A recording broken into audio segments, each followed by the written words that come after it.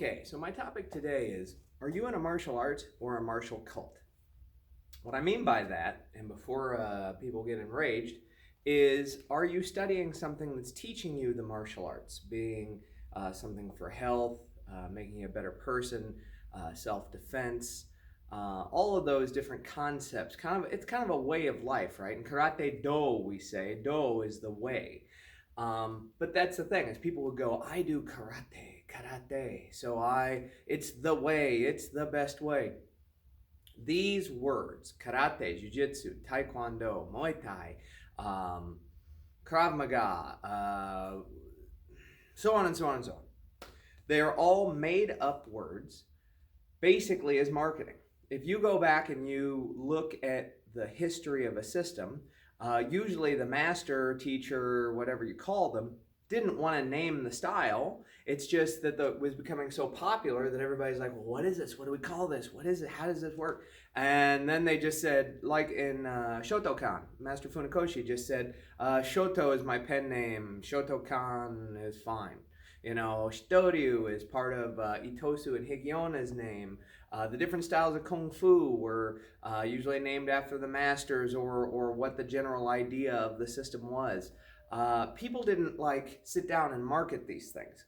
Gracie Jiu-Jitsu, that was Elio Gracie and, several other Gracies just doing Jiu-Jitsu. And they called it Gracie Jiu-Jitsu, Elio Gracie took from many other styles. Karate took from many other styles. Kung Fu takes from many other. Muay Thai, Taekwondo, Krav Maga, again, so on and so forth.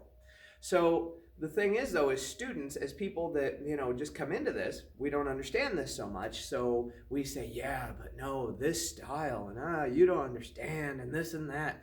And you should be, please understand me, you should be 100% devoted to your system until you get to a certain point. And this is like 10, 15 years down the road in your system. But then you should be broadening your horizon instead of just looking at everything else and going, that's stupid, those people are horrible, blah, blah. You should be opening up your mind to what's going on in this system, right? So let's take weapons, for example. The Jin, right, in Kung Fu. There's only so many directions. There's front, side, up and down. So we got 4 corners, we got 8. We got behind us 9, 10, 11, 12. You covered everything. Okay? It doesn't matter. When you use this weapon, I do that, but I'm still doing the corners, right? So that's not a matter of something new. It's not new. If you watch any martial arts movie, that maybe one of your old favorite martial arts movies where they use the Eskrima sticks, these are our padded ones, so give me a little slack there. Almost every martial arts movie with Eskrima, some guy starts doing like this, and everybody goes, oh wow. And I'm being extra sloppy here, by the way, but so is the actor, okay? And then they have somebody that's like, and then it's supposed to look so amazing. But when you learn stick work, that's kind of one of the more, not basic, but one of the more typical moves. So they teach it to an actor, the actor does it, and everybody goes, oh, I need to go learn how to stick fight. Filipino martial arts are great. Kung Fu is great.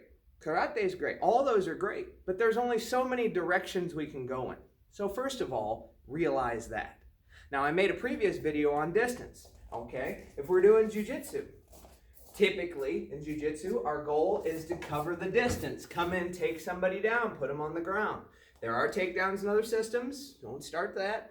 But typically, jiu-jitsu is trying to, manage the distance. Take them down, okay?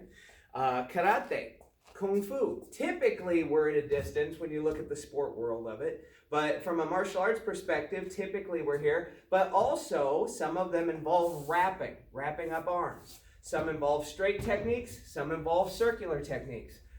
Once you get the circular and the straight down, almost everything else is a variation of it, okay? So there's some general concepts of what's going on here.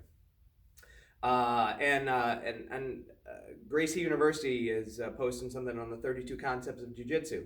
When that video comes out, I recommend you watch it because it's going to be the same general idea. It's going to be how you push, pull, circle, straight, every which direction. And then from there, that's pretty much what it's all about.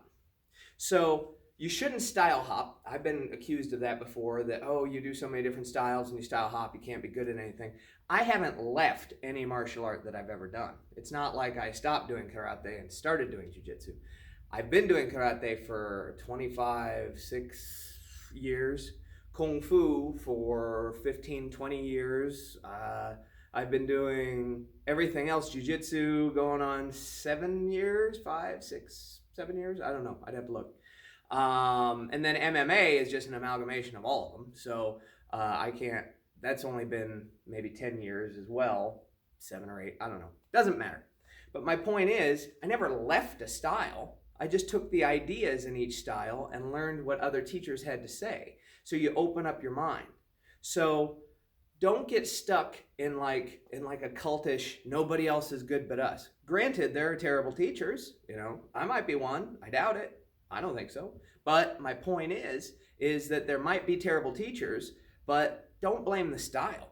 The ideas of these systems that have grown for 100, 200, 300, 400, 500, however many years, must have grown for a reason, okay? But don't get caught in the labeling. Get caught in what's there, okay? Come on in, try some martial arts if you ever feel like it. Look up our website, springfieldkarateandfitness.com, or come visit us.